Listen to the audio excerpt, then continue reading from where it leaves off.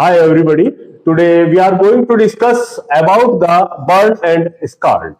देखिए burn और scald को पढ़ाने से पहले एक बात मैं बताना चाहूंगा कि 44 डिग्री सेंटीग्रेड से कम टेम्परेचर की किसी भी थिंग के जरिए या किसी भी हीट के जरिए आपकी बॉडी से अगर वो संपर्क में आ रही है तो कोई बर्न नहीं होगा।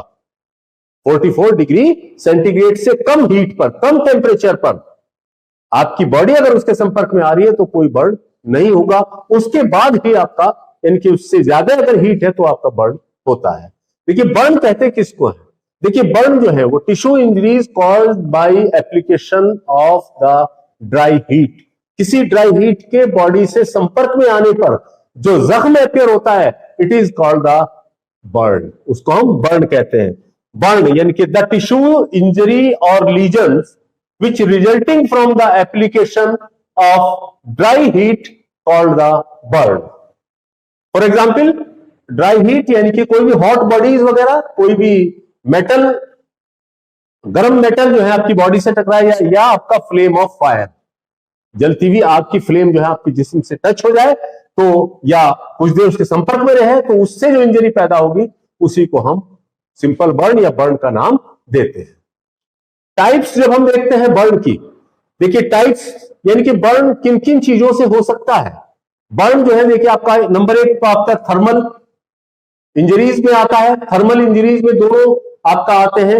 ये आपका हीट की वजह से भी बर्न हो सकता है और कोल्ड की वजह से भी बर्न हो सकता है। Number two chemical Burns.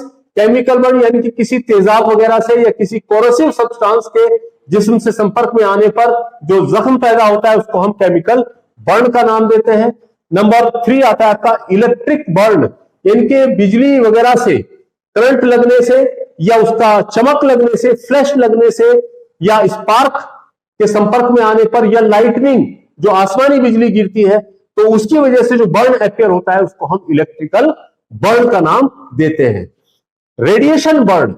Radiation burn जो है आपका ये एक्सरे के जरिए या रेडियम के जरिए या अल्ट्रावायलेट रेज के जरिए, उसको हम रेडिएशन बर्न का नाम देते हैं।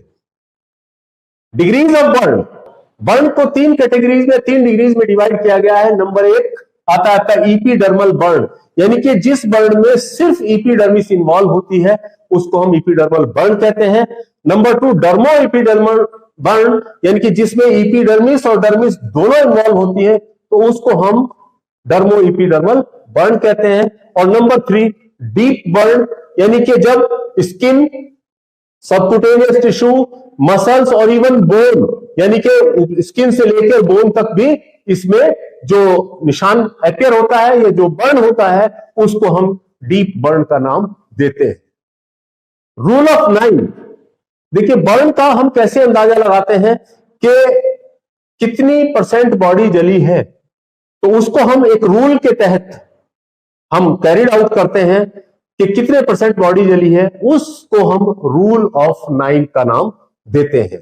रूल ऑफ 9 का नाम देते हैं जिसमें 9% हेड, फेस एंड नेक पर अगर जला है तो 9% होता है। एक लिंब अगर जला है तो 9% होता है, एक लिंब और एक लिंब ये 9 + 9। और अगर ट्रंक का फ्रंट जला है तो 18%, ट्रंक का अगर बैक जला है तो 18%, और पूरा पैर जला है तो 18%, यानी कि 9% फ्रंट और 9% बैक। इस तरह से ये मिला के 99% हो जाता है और 1% बचता है। तो 1% में आपका ये जेनाइटल एरिया यानी कि पेरिनियम जिसको कहते हैं, ये एरिया जब जलता है तो 1% बर्न इसका होता है। तो इस तरह से 100% बर्न। ये आपका बर्न की definition, types, degrees of burn और रूल ऑफ 9 हमारी जो नेक्स्ट वीडियो है आप उसमें देख सकते हैं। उसको हमने अलग से सेपरेट डिफाइन किया है, यानी कि डिग्रीज ऑफ बर्न को और रूल ऑफ 9 को हमने बिल्कुल अलग वीडियोस में डिफाइन किया है। आप हमारी उन वीडियोस को देख सकते हैं। उसके बाद आता है causes of death in burn cases, यानी कि बर्न केसेस में मौत होने की क्या क्या वजूहात हो सकती है, क्या क्या कॉज हो सकते हैं। नंबर एक, primary neurogenic shock due to fear, यानी कि नर्वस सिस्टम के इन्वॉल्व होने पर न्यूरोजेनिक शॉक जो है वो आपका हो जाता है। डर की वजह से और हाईली पेन होने की वजह से जो है वहां पर न्यूरोजेनिक शॉक होने की वजह से इंसान की डेथ मुमकिन होती है। नंबर 2 आता है सेकेंडरी शॉक या hypovolemic shock due to fluid loss. Fluid loss होने की वजह से हीट की वजह से जो कैपिलरीज होती है उनकी परमेबिलिटी इंक्रीज हो जाती है और हीट की वजह से उसमें से लिक्विड वेपोराइज हो जाता है और लिक्विड वेपोराइज होने की वजह से वहां पर लिक्विड का वॉल्यूम कम हो जाता है, यानी कि ब्लड का वॉल्यूम कम हो जाता है और ब्लड का वॉल्यूम कम होने पर वहां जो ब्लड सेल्स है वो आपस में एक दूसरे से चिपक जाती है। फ्लूइड कम होने की वजह से वो सही तरीके से फ्लो नहीं कर पाती और रास्तों को ब्लॉक कर देती है, ब्लड कैपिलरीज को ब्लॉक कर देती है। तो उसकी वजह से हाइपोवॉल्यूमिक होने की वजह से, वॉल्यूम कम होने की वजह से ब्लड का वहां पर डेथ मुमकिन होती है। Suffocation due to inhalation of smoke. Smoke के इनहेलेशन की वजह से इंसान की दम घुट जाता है, उसकी मौत हो जाती है, क्योंकि उसके अंदर कार्बन मोनोऑक्साइड और कार्बन डाइऑक्साइड मौजूद होते हैं।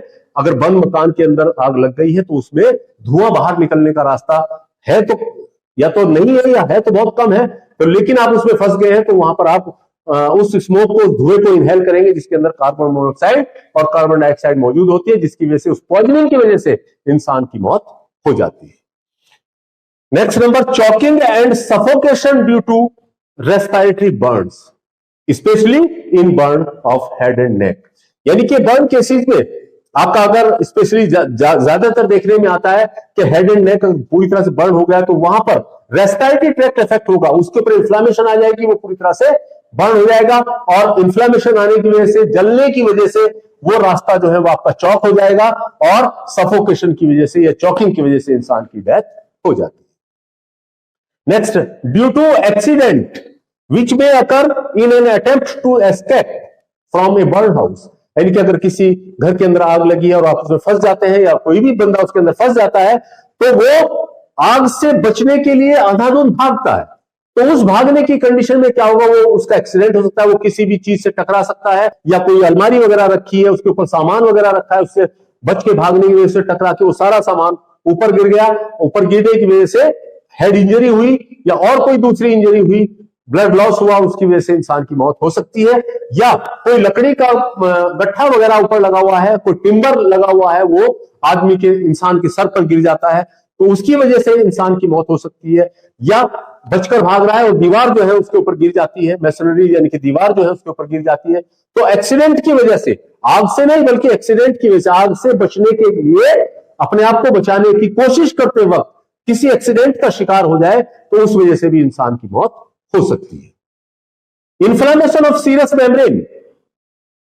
सीरस मेम्ब्रेन देखिए बॉडी के अंदर जो होती है, जैसे आपका मेनिंजीज है, ब्रेन और स्पाइनल कॉर्ड के ऊपर कवरिंग होती है, इसको मेनिंजीज कहते हैं, या एब्डोमिनल कैविटी के ऊपर एक कवरिंग होती है जिसको पेरिटोनियम कहते हैं। जब उनके ऊपर इन्फ्लेमेशन आ जाती है, यानी कि ये serous membrane, inflammation of the serous membrane की वजह से इंसान की डेथ हो सकती है, जैसे मेनिंजाइटिस या पेरिटोनाइटिस वगैरह, इन वजह से भी इंसान की मौत हो सकती है। एग्जॉस्शन फ्रॉम सपरेटिव डिजीज, यानी कि बहुत ज्यादा पस फॉर्मेशन होने की वजह से उसके अंदर गंदी बदबू आती है, स्मेल आती है और उसकी वो बर्दाश्त नहीं हो पाती, तो उसकी वजह से भी इंसान की मौत हो सकती है।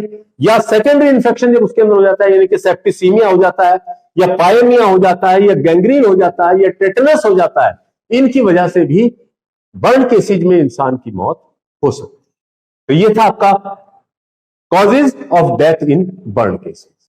प्यूगिलिस्टिक एटीट्यूड या बॉक्सिंग एटीट्यूड या डिफेंस एटीट्यूड, यानी कि बर्न केसेस में जब बहुत ज्यादा हीट में किसी की बॉडी जलती है तो वो एक स्पेशल पोस्चर में कन्वर्ट हो जाती है, एक स्पेशल फीचर्स जो है उसमें देखने को मिलती है, यानी कि the posture of the body which has been exposed to great heat, बहुत ज्यादा हीट के संपर्क में आ जाए।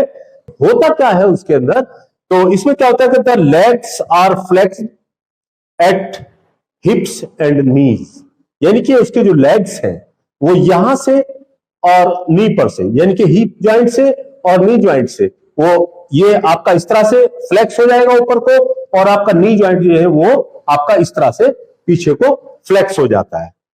Arms are flexed at elbows, यानी कि ये जो आर्म्स से यानी कि एल्बो जो है ये आपका फ्लेक्स्ड हो जाती है और हाथ यानी कि बॉडी के सामने की तरफ इस तरह से मूव कर देती है, यानी कि इस तरह से फ्लेक्स हो जाती है। और जो आपका फिंगर्स है, जो आपकी उंगलियां हैं, ये आपका इस तरह से आपका मुड़ जाती है, इस तरह से फ्लेक्स हो जाती है। ये इनकी कंडीशन ऐसी हो जाती है जैसे किसी जानवर का पंजा, यानी कि क्लाज पंजा।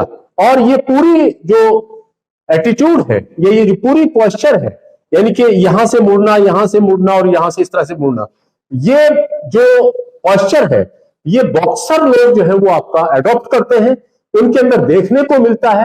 तो इसीलिए इस पोस्चर को हम या इस एटीट्यूड को हम आपका प्यूगिलिस्टिक एटीट्यूड या बॉक्सर एटीट्यूड या डिफेंस एटीट्यूड का नाम देते हैं। The stiffening is due to, ये स्टिफनिंग क्यों होती है, ये फ्लेक्स क्यों होता है इसके अंदर? देखिए मसल्स के अंदर एक एक्टिन मायोसिन नाम की प्रोटीन्स होती है। ये जो मसल्स है ये जो इन साइड पर जहां से आपका मुड़ सकता है हाथ या पैर, उस जगह से ये कोगुलेट होकर जो है वो कॉन्टेक्ट होना शुरू हो जाती है। और इसकी वजह से जो फ्लेक्सर मसल्स होती है वो ज्यादा अफेक्टेड होती है बमुकाबले एक्सटेंसर मसल्स के। तो इसकी वजह से यानी कि जो प्रोटीन है उनके कोगुलेट होने की वजह से बॉडी जो है वो स्टिफ होती जाएगी, और जो फ्लेक्सेस यानी कि जिस तरफ को हाथ या पैर मोड़ सकते हैं बॉडी उस तरफ को मूव करती चली जाएगी, यानी कि उसके पोजीशन जो है वो आपका इस तरह से होती चली जाएगी जैसे इंसान जो है अपना किसी से बचाव में डिफेंस कर रहा हो, या बॉक्सर जो है जिस तरह की पोजीशन रखते हैं। तो इस पोजीशन को हम या इस पोस्चर को हम बॉक्सिंग एटीट्यूड या प्यूगिलिस्टिक एटीट्यूड का नाम देते हैं। तो ये था हमारा आज का lecture, burn and scarred part 1। Burn को हमने आज डिफाइन किया है। इसमें से कुछ चीजें जो हैं आपका जैसे डिग्री ऑफ बर्न है, रूल ऑफ 9 है, इसकी हमारी सेपरेट वीडियो आप देख सकते हैं, उसमें हमने पूरी तरह से कंप्लीटली इसको डिफाइन किया है। तो ये था बर्न एंड स्कार्ड। अगर इसमें से कोई बात समझ में नहीं आई है तो आप हमें कमेंट कर सकते हैं, और अगर ये वीडियो आपको पसंद आई हो तो लाइक शेयर सब्सक्राइब जरूर कीजिए। थैंक्स।